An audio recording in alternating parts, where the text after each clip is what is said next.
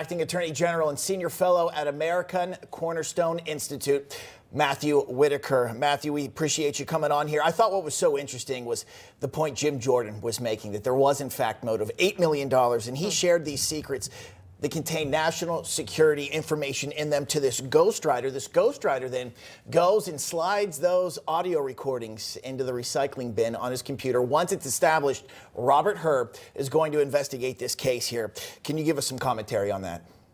Yeah, well, first of all, that ghostwriter, that was obviously an obstruction of justice act to try to delete those recordings.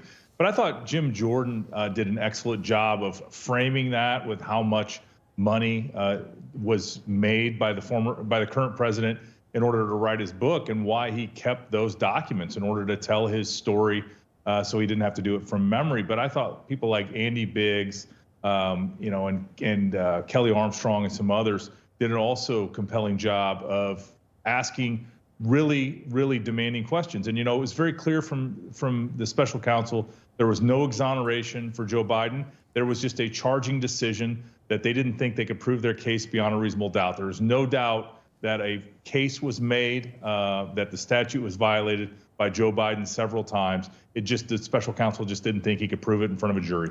Matt, it seems that Hur is getting it from both sides, from Democrats and Republicans today. Republicans seemingly frustrated that he is not recommending charges against President Biden. And then, of course, Democrats saying that his comments about Biden's lack of mental acuity were intentional. So you have these sparring members of both parties here. But in the end, what is this hearing all about?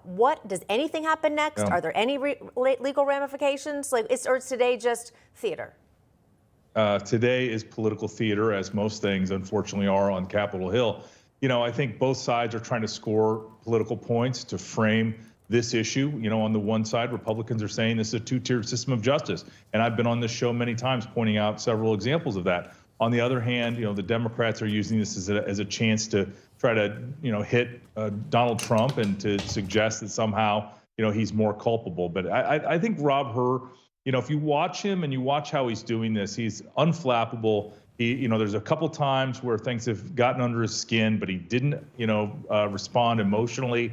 He answered with the facts. He has command of his report. Contrast that to, Bob Mueller, who ultimately, when he testified about his report, it was not good. And so obviously that makes a huge difference. This is a chance to put this report kind of in the movie version, if you will. Matt, speaking of political theater, man, former President Trump's, his name got brought up a bunch, including right out of the gate here. We know that Ranking Member Jerry Nadler of New York, he spent the majority of his time, especially at the beginning, he showed a mashup video of former President Trump, trying to make the argument that he's making the same mistakes Joe Biden does when it comes to his cognitive ability. Guys, can we play that right now? Over here, he's the leader of Turkey. By the way, they never report the crowd on January 6th.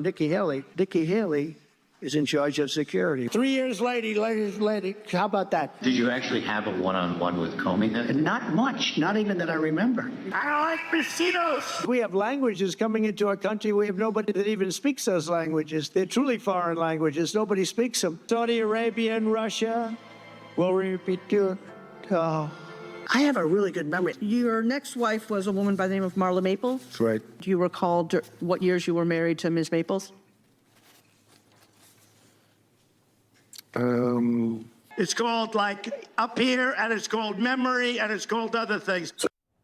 Matt, in the testimony that's supposed to be about the Biden documents case, Democrats go right to former President Trump. It's not even about him. What do you think about this?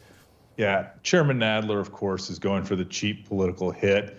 And they knew that a lot of folks would be tuning in and watching this. And so they were trying to prove their point, I guess, that somehow Donald Trump is equivalent to Joe Biden. We all see it with our own eyes. This is the thing about the American people. They're smarter than this. They know that, Donald Trump is out there traveling from state to state to state, winning primaries, and, Joe Biden is in his basement eating ice cream. I mean, it is a clear and stark contrast, and I don't think anybody believes that somehow the mental faculties of Donald Trump are on the ballot this year. They even brought up the State of the Union last week to talk about how well the president of the Democrats thought he did. They were using this moment purely, again, to Katrina and your both point, political theater. Indeed. There on Capitol Hill. Matthew Whitaker, sir, thanks for coming on.